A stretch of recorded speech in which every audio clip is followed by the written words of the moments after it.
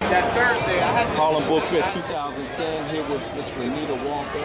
Take down the line of the catalog of the books that you have today. Today I have my first book, which is Like Night and Day, and part 2, which is What's Done in the Dark. They were originally slated to be released on Triple Crown, but I ended up getting my rights back, starting my own company. It's called Rocky D Publishing, and we're based in Detroit, Michigan. My next 2 books were Stick Like Water, Hood Love Story, Murder Mitten, which is about a female hit woman, and then we got the best and most original, Bitch, I'm From the D. And this represents 6 authors from the city of Detroit, all straight up hood stories. Here today at Harlem Book Fair 2010, enjoying ourselves. So are you out of Detroit? Yes. Now how is the urban book market in Detroit? Totally different from New York. We don't have street vendors in Detroit. It's basically you get books out of bookstores and that's it. Our authors hustle in bars, barbershops, and beauty shops, and that's basically all they do on the street. So that's the biggest difference, is no vendors. Well, I know you said you originally had a deal. What made you decide to go and do yours through self-publishing? The final deciding factor was that Triple Crown had my books for 3 years and they had never been released. So after that, I had to get the attorney, get the rights back, and it just takes too long. As a self-publisher, I learned that you get to keep the bundle of the money, and then I also have an opportunity to promote other authors, like my newest author, T. Stuckey. He's straight out of Detroit, American legend, and his book Bloody Pollock will be out in August. So what advice would you have for that author out there that has that manuscript?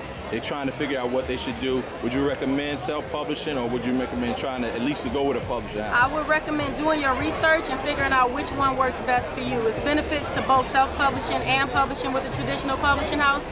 You just have to figure out which one works best with you and your lifestyle. Right. And how long have you been writing? Since 2005. Okay. So now let me ask you, what is it that once you got into this industry, self-publishing, what is it that you said, man, I didn't think this was going to be like this?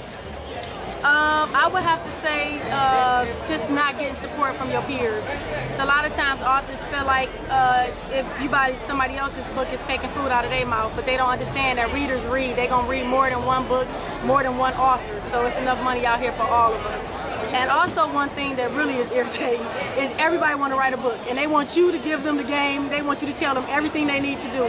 What a lot of new authors need to start doing is researching first and then saving those questions for authors for just when they really can't find it on Google or something and they really need an answer. Just use those times. And do your books take place in Detroit?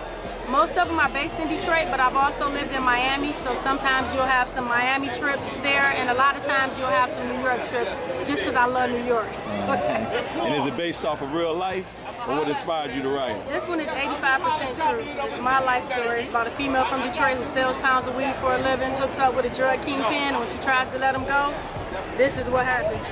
They holding guns at each other, okay? So most of them are Detroit based, though. I get a lot of experiences from Detroit. And what can the people expect from you coming 2011? 2011 is all about part 3 to this series here. The Like Night and Day What's Done in the Dark series. Part 3 is Ain't No Sunshine. You can pre-order these right now at www.rockydpublishing.com. What gets you to say it?